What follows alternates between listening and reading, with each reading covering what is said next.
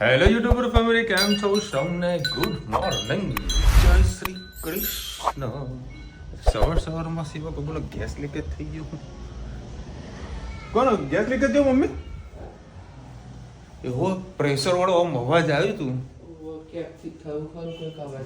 જોજે આપણો તો સિલિન્ડર એક્સર તો પડ્યો ને. આપણે તો ખાલી પડ્યા ભરેલા નહીં. જો કે આપણો જોડે ઇલેક્ટ્રિક સગડી છે એટલે કોઈ તકલીફ નહીં આવે, બરાબર.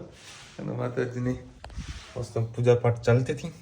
ચકાચક જય હવે પેલું ત્યાં ગાડી મંદિર હતું તો ઘેર થઈ ગયું, પારી થઈ ગઈ, એટલે ત્યાં તો શંકર ભગવાનની પૂજા ના કરવા જાય, એટલે આપણે ઘેર જ કરવાની. શાલિગ્રામ છે આપણી પાસે અને નાનું શિવલિંગ છે. એક આંગળી જેટલું શિવલિંગ આપણે ઘરે રાખી શકીએ, એની પૂજા કરી શકાય. ઓમ નમઃ શિવાય, ઓમ નમઃ શિવાય. જો આ શિવલિંગ શાલિગ્રામ આપણે નેપાળથી લાવેલા છે, કારણ કે નેપાળમાં ગંડકી નદી છે ને, એમાં જ આ શાલિગ્રામ નીકળે, બીજે ક્યાંય ના નીકળે. અને શંકર ભગવાને તુલસીને કીધું હતું, તુલસી શંકર ભગવાન ઉપર નહીં ચડે. અને તુલસી અડધી ગંડકી નદીમાં એને આ નદીનો એ પટ આપ્યો અને આ તુલસી માતાનું એક છોડ બનાવ્યો. તુલસીને કારણ કે એના ઘરવાળાને શંકર ભગવાને માર્યા હતા અને નારાયણ ભગવાને છલ કર્યું હતું, એના ઘરવાળાનું રૂપ લીધું હતું. એટલે તુલસીએ શ્રાપ આપ્યો નારાયણને કે તું પથ્થરનો બની જા. પણ રાત્રે રાતના સમય સંધ્યા આરતી થાય એટલે ભક્તો નારાયણ ભગવાનની રાહ જુએ કે ક્યારે આવશે ક્યારે આવશે. એટલે તુલસીને કીધું કે તું એમને શ્રાપમાંથી મુક્ત કર, તું પણ એક ભગવાન છે, ભક્ત છે અને આ પણ ભક્ત છે. જો ભગવાન નહીં આવે તો ભક્ત નિરાશ થઈ જશે. એટલે તુલસીએ નારાયણ ભગવાનને શ્રાપમાંથી મુક્ત કર્યા અને એમને કીધું કે તમારે એટલે જે શંખ વગાડે છે નારાયણ ભગવાન, એટલે શંખથી પાણી શંકર ભગવાનને કદી ચડે નહીં. અને ઘણા લોકો તુલસી ચડાવે છે પણ શંકર ભગવાનના લિંગ ઉપર તુલસી પણ ના ચડે. એટલે ભગવાને કીધું કે તને તું છે ને કે તું પ્રસાદ રૂપે બધા પ્રસાદમાં ચડીશ, પણ શિવજીનો કોઈ પ્રસાદ હશે ને એમાં તું નહીં ચડે એમ કે. એટલે એને એવી રીતે આશીર્વાદ આપે છે કે આપણે ગમે તે પ્રસાદમાં આપણે તુલસી નાખીએ, પણ જે દિવસે શિવ પુરાણનો કોઈ પ્રસાદ હોય એમાં તુલસી નહીં હોતી અને શંકર ભગવાન પર તુલસી ચડાવવાતી નથી. ઘણા લોકો બીલીપત્રાની જગ્યાએ તુલસી ચડાવે છે, એ પાપ કરી રહ્યા છે. એટલે તુલસી શંકર ભગવાન પર નહીં ચડતી. અને શાલિગ્રામ એટલે જે ગંડકી નદી છે નેપાળ પાસે, કે જ્યાં તું તારું સ્થાન ત્યાં રહેશે ગંડકી નદી, અને એના અંદર નારાયણ ભગવાનની જે શાલિગ્રામની મૂર્તિઓ છે ને એમાંથી મળશે, બીજી ક્યાંથી નહીં મળે. એટલે આપણા ઘરમાં શાલિગ્રામની મૂર્તિ રાખવી એ નેપાળમાં જ મળે છે, એ હું ત્યાંથી લાવી હતી. અને ત્યાંથી એ આપણે રોજ આપણે એનું નવડાવવાની અને આપણે મૂકી દેવાનું, એ પાણી આપણે તુલસીમાં નાખી શકીએ એ પાણી. પણ શંકર ભગવાનનું એ બીજું કશામાં આપણે ઉપયોગ ના કરી શકીએ. સવારમાં કેવો ભક્તિવાળી વાતો સાંભળવા મળી. મોજ આવી ગયું. થઈ ગયું ટિફિન પેક? હા, થઈ ગયું. ચાલો, હવે ટિફિન થઈ ગયું છે પેક. અને રાત્રે તો હું 1:30 વાગે કે 2 વાગે ઊંઘ્યો છું. ભાઈ ઊંઘ જ ના આવે. કારણ કે બપોરે કાલે ઊંઘ્યો તો 2 કલાક. એનું હાટું વળી ગયું, જાગરણ કરવું પડ્યું. જય શ્રી કૃષ્ણ. સૌને મારા સવારના રસોડામાં આપનું સ્વાગત છે. સવારે વિશાલને આપણે સેવ ટામેટાનું શાક બનાવી આપ્યું, એને ટીંડોળીને બધું ભાવતું નહીં, તો આપણે એવું થાય કે આપણે ઘરે હોય તો ગમે તે પણ બનાવીને ખાઈ લઈએ, પણ હવે બિચારા ઓફિસે ત્યાં દુકાને બેઠા હોય તે લોકોને કદાચ ના ભાવતું તો શું ખાય. એટલે પછી ક્યારેક આપણે એ લોકોની મજબૂરી સમજીએ, એ લોકો આપણને બોલતા ના હોય તો મેં કીધું ચાલ આજે તને સેવ ટામેટાનું શાક કરી અને અમે બનાવીએ ટીંડોળી બટાકાનું શાક. તો તમારી સાથે રેસીપી શેર કરી. પુરુષો મોટે ભાગે સહન જ કરતા હોય છે કે બોલવામાં ખૂબ ખીચખીચાતા કે આ બધાને તકલીફ આપી ખૂબ અઘરું પડતું હોય છે. પણ હવે ક્યારેક આપણે મજબૂરી એ લોકોની આપણે સમજવી જોઈએ, એટલે એ લોકોનું મન ભાવતું પણ ક્યારેક બનાવીને આપી દેવું પડે છે. સરસ 4 પરી તેલ નાખી દીધું, રહી તતરી ગઈ છે. હવે આનામાં લીલા મરચાં નાખીએ. તમે બધાએ મને અળુસીને ઘણું બધું કરવાનું કીધું. મેં ગઈકાલે જ અળુસીનો રસ પીધો. રાત્રે એટલી ખાંસી ઉપડી હતી, એટલી ખાંસી, ઉકી ખાંસી, કપ જરાય છૂટા ના પડે. એમાં મને છાતીમાં પેટમાં ભાઈ એવું દુખાવો ઉપડ્યો ને, પછી મારે 10 વાગે રાત્રે દોડ્યો અને સૂકો કપ સિરપ લાવ્યો અને બીજી 4 પછી મને ઊંઘ આવી. જો લીલા મરચાં નાખ્યા, હિંગ નાખી, લાલ મરચું, હળદર હવે આપણે થોડુંક શાક નાખી દઈએ તો આપણો મસાલો બની જશે. આ ઋતુ એવી બદલાઈ છે ને, આજે સવારથી સરસ ઠંડો પવન, ક્યાંક વરસાદ પડતો ને એવો ઠંડો પવન ને નીકળી રહ્યો છે. એમાં બધાની તબિયત ઘેર બગડી રહી છે. સ્વાદ અનુસાર મીઠું, ગરમ મસાલો, ધાણા જીરું સરસ બધું મિક્સ કરી લઈએ.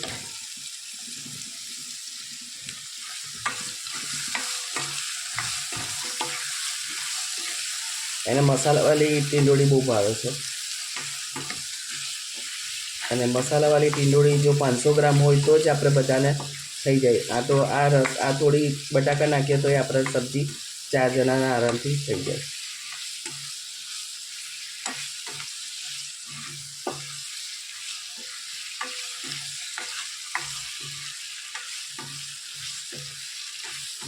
સરસ મિક્સ થઈ ગયો છે. હવે થોડુંક છાંટું પાણી નાખી ઇલેક્ટ્રિક સગડી પર આપણે એને મૂકી દઈએ તો ધીમા તાપે સરસ થયા કરે. કોમેન્ટમાં ચોક્કસથી કહેજો અમારી સબ્જી કેવી લાગી. જય શ્રી કૃષ્ણ સૌને, મારા સાંજના રસોડામાં આપનું સ્વાગત છે. આજે દૂધીનો હલવો બનાવું. ગાજરનો હલવો તો ઘણી વખત બતાવ્યો. અમે દૂધીનો હલવો કેવી રીતે બનાવતા તમારી સાથે રેસીપી શેર કરું. સરસ કૂણી દૂધી પડી હતી મારી પાસે, એટલે વચ્ચેનો માવો કાઢવાની મારે જરૂર ના પડી. 3-4 એવી કૂણી દૂધી હતી, એને સરસ છીણી નાખ્યું છે.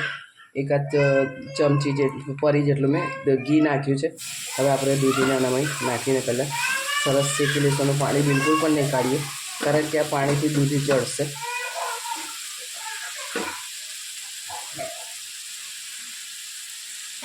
તરત છીણી અને તરત એનો જેનો ઉપયોગ કરવો તો દૂધી તરત એનું રૂપ બતાવી દેતું હોય છે, બ્લેક પડી જતું હોય છે.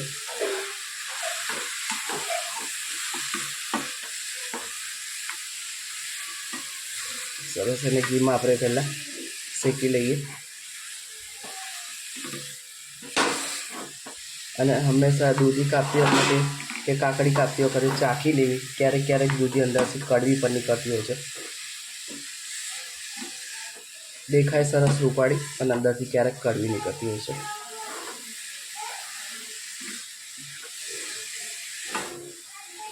આવી રીતે ઘીમાં સરસ આપણે પહેલાં શેકી લઈએ. અને ઘી 2 દિવસ પહેલાં ઘી બનાવી તો એનું જે બોગરું નીકળ્યું, જે માવો એ પણ આપણી પાસે પડ્યો છે, એ પણ આપણે આનામાં મિક્સ કરીશું.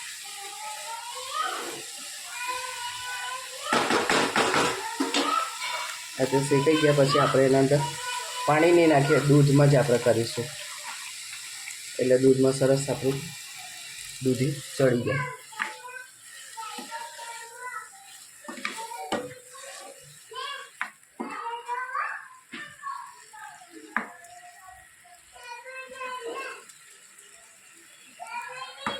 બસ હવે આને આપણે ઇલેક્ટ્રિક સગડી પર શાંતિથી ધીમા તાપે મૂકી રાખીશું, તો અડધો કલાકમાં જેવું શાંતિથી ચડી જશે. આગળ જોતા રહો. હવે દૂધીનો હલવો કેવો થયો છે આપણે જોઈ લઈએ. કે એને મેં એને થવા દીધો હતો. હજી થોડુંક પાછું દૂધ પણ નાખ્યું હતું, એટલે આમ તો ચડી જેવો ગયો છે. અને તમારી પાસે આવો ફ્રૂટ કલર હોય દૂધીનું, તો ગ્રીન કલર તમે આવી રીતે નાખજો તો કલર સારો એવો આવશે. અને માવો જે હતો એ પણ મેં એમાં નાખી દીધો છે. હવે સ્વાદ અનુસાર આપણે થોડીક ખાંડ નાખીએ, એટલે હજી ખાંડનું પણ પાણી થોડું છૂટશે. અને સાથે આપણે એલચી પાવડર પણ નાખી દઈએ. તમારા આના અંદર જે કંઈ ડ્રાયફ્રૂટ નાખવાની ઈચ્છા હોય તો નાખી શકો છો. વાટીને રવા દઈએ છે. થોડી અંદર પહેલાં થોડા શેકી લઈએ અને પછી અંદર ખાંડ નાખી દઈએ. થોડોક આપણે એલચી પાવડર પણ નાખીશું.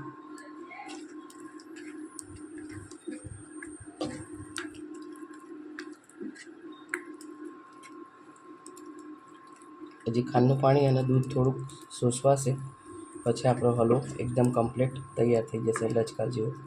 ત્યારે આપણે ગેસ બંધ કરો. અત્યારે દૂધી કમ્પ્લીટ ચડી ગઈ છે.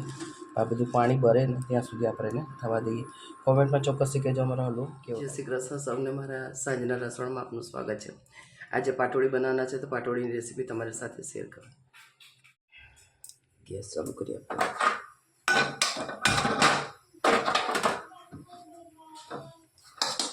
4-5 કળી જેવું મેં તેલ મૂકી દીધું છે. 2 ડુંગળી છે એને જીની છીણી લીધી છે. આના અંદર જે ડુંગળીનો ઉપરનો ભાગ હતો ને તે નહોતો છીણાતો, એના અંદર મેં કાયણીમાં ક્રશ કરી લીધી.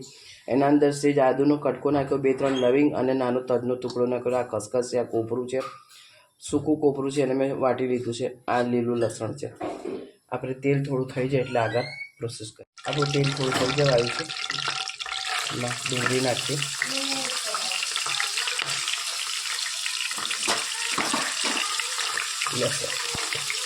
લવિંગ અને તજ, કોપરું,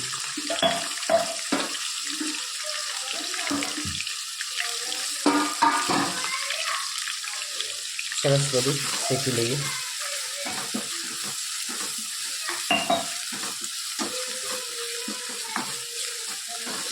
ઘણા ટાઈમ પછી પાતોડી હતી યાદ આવી તો મેં કીધું ચાલો હવે રોજ રોજ શું જમવાનું બનાવીએ. તો આજે ગરમ ગરમ પાટોડી બનાવી અને રોટલી બનાવી દીધી છે રુચિકાએ.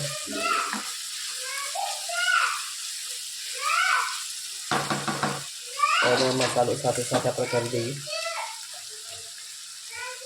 લીલું મરચું નથી નાખ્યું એટલે 2 ચમચી જેવું લાલ મરચું નાખીશું. બેસન છે એટલે થોડું હિંગ, હળદર, ધાણા જીરું, સેજ ગરમ મસાલો, મીઠું સ્વાદ અનુસાર.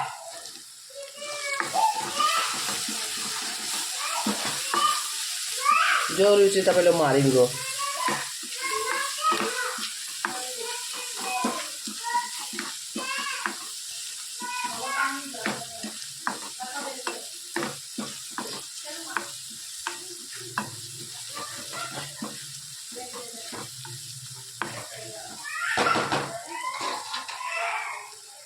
આપણે મસાલો સરસ આપણે શેકી લઈએ. એટલી મસ્ત મસાલાની સુગંધ આવે છે. સરસ મસાલો શેકાઈ જાય ને પછી એમાં આપણે પાણી નાખી દઈએ. પછી સાઈડમાં આપણે લોટ બાંધવાની દઈએ. મસાલો આપણો સરસ શેકાઈ ગયો છે. તેલ પણ સારું એવું છૂટું પડી ગયું છે. સુગંધ પણ બહુ સરસ આવે છે. એટલે એના અંદર આપણે પાટોડી ચડે એટલું પાણી આપણે અંદર નાખીએ. થોડુંક વધારે પડતું જ નાખીશું એટલે શું સરસ અને ગ્રેવી સાથે આપણે રોટલી પણ ખાઈ શકીએ. મસ્ત તેલ છૂટું પડી છે. હવે એને ઉકળવા દઈએ. સાથે સાથે આના મય પણ આપણે જોઈ લઈએ. મેં આપણો બેસન લીધો છે. એના અંદર આપણે મરચું, સેજ હિંગ, હળદર, ધાણા જીરું અને સેજ મીઠું નાખીએ. હવે એનામાં તેલ નાખીએ અને આપણે કઠણ લોટ બાંધી અને મસ્ત ઠેપલીઓ નાની નાની બનાવી દઈએ. આપણું મસ્ત પાણી ઉકળી ગયું છે અને આપણે થેપલીઓ પણ સરસ વારી દીધી છે. બસ આપ છૂટી છૂટી સરસ આપણે એને મૂકી દઈએ.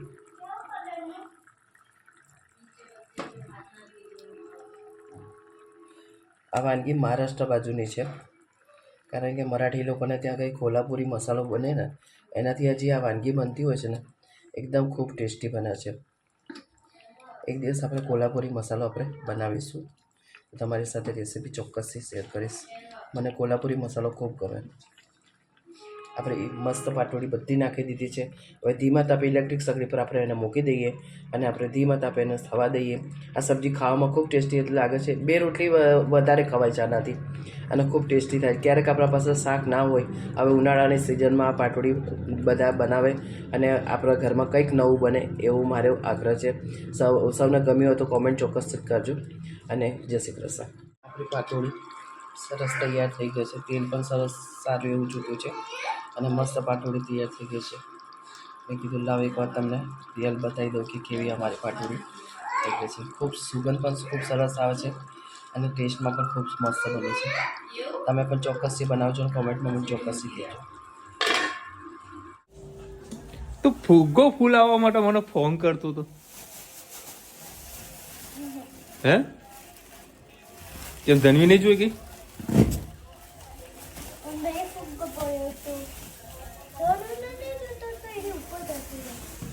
चलो भाई 9:30 વાગ્યા છે. લેટ હો ચુકા है आज. એટલું બધું ટ્રાફિક અને કામ પેન્ડિંગ અને લોકલ ડિલિવરી હાલવામાં અરે રોજ અપડાઉન કરીએ ને એટલે કંઈક ના કંઈક લોકોનું હોપેતું આવે. આ લેતા આવજો જોડે, આ પાર્સલ લેતા આવજો જોડે. એટલે ભાઈ મારા અમે પાર્સલ ભેગા કરીએ કે અમારા કામ ધંધા કરીએ. કંટાળી જવાય અમુક વખતે તો. કમલેશભાઈનું એવું ફેવરેટ પાટુડીનું શાક મસ્ત છે ને, ચકાચક સુગંધ ખીચડી. ને હેત પણ મારા જોડે જમવાનો છે.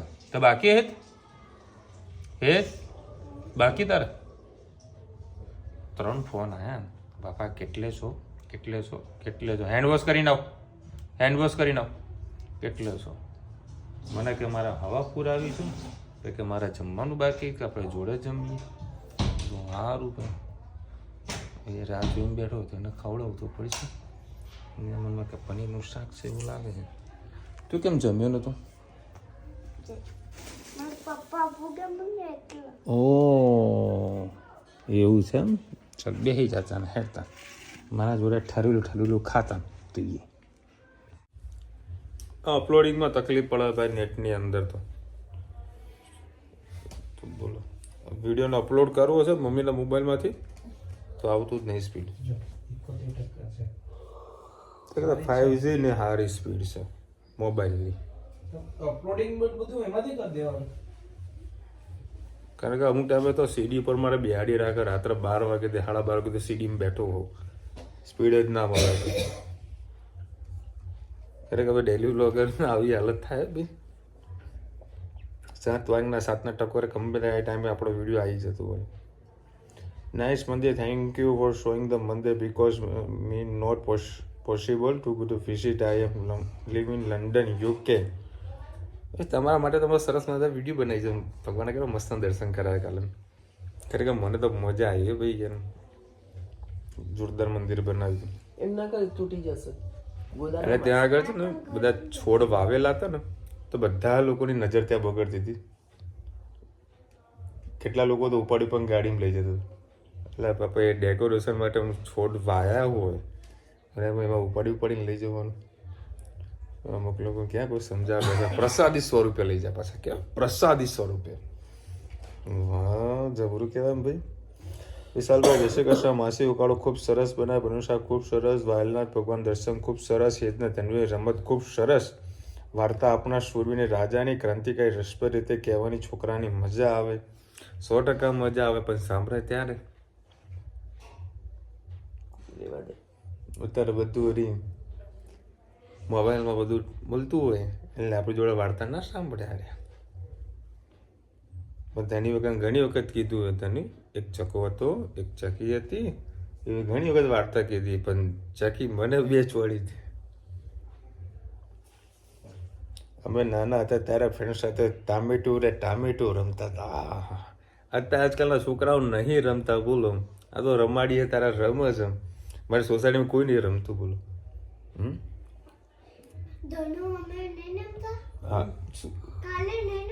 હા કાલે અમે રમ્યું હતું ને પણ આપણે સોસાયટીની વાત કરું બેટા. અડકો દડકો કોઈ રમે છે? સંતા કુકડી કોઈ રમતું નથી.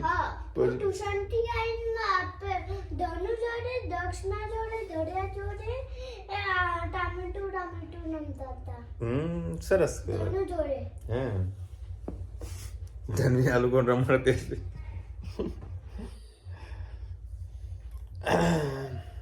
ઓલ્ડ ઇઝ ગોલ્ડ ગેમ છે બધી. આજકાલના જનરેશનમાં ભાગ્યે લોકો રમતા છે. ગામડામાં રમતા હશે.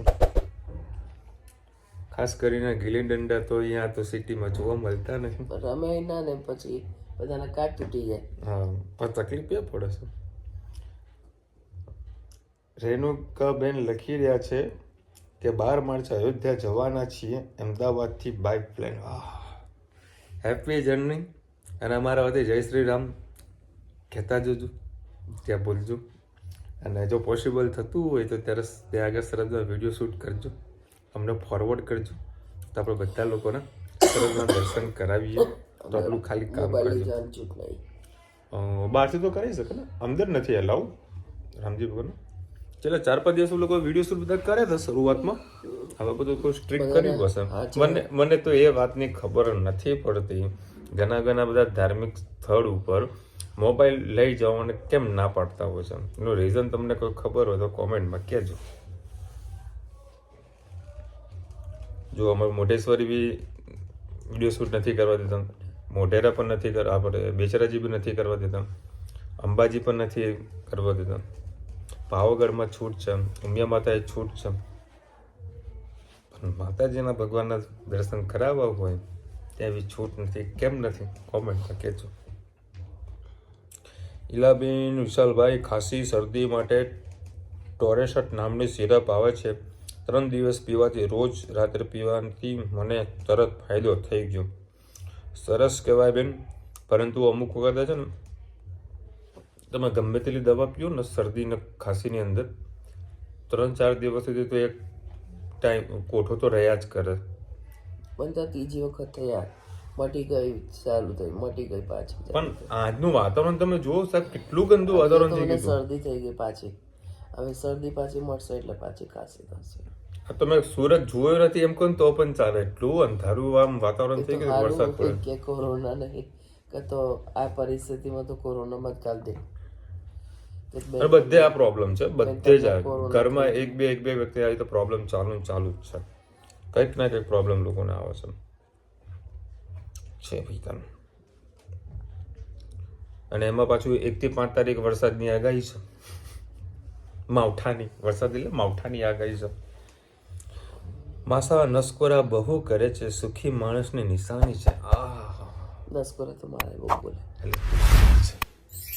જન્મીના નસકોરા બોલે. અમુક વખતે ઉંમર થાય ને, હાઈટ બોડી હોય ને, અને શરદી આવી થઈ હોય ને, તો આપણે નાકે મોઢેથી શ્વાસ તો ના લઈ શકીએ, એટલે શ્વાસ આપણો નાકેથી આવે, એટલે એને નસકોરા કહેવાય. આ તો મમ્મીને કહેતા આદત એક બંધ થઈ છે. નખર ઊંઘમાં આવ્યું બપોરા તો કરવું શું ખબર? હું મમ્મીના જોડે જવાનું, ઝઘડ આમ કરવાનું, કાં તો ટક્યું ખેંચી લેવાનું, ઓઢવાનું ખેંચી લેવાનું, પછી શાંતિથી સુઈ જવાનું. આવી તો બપોર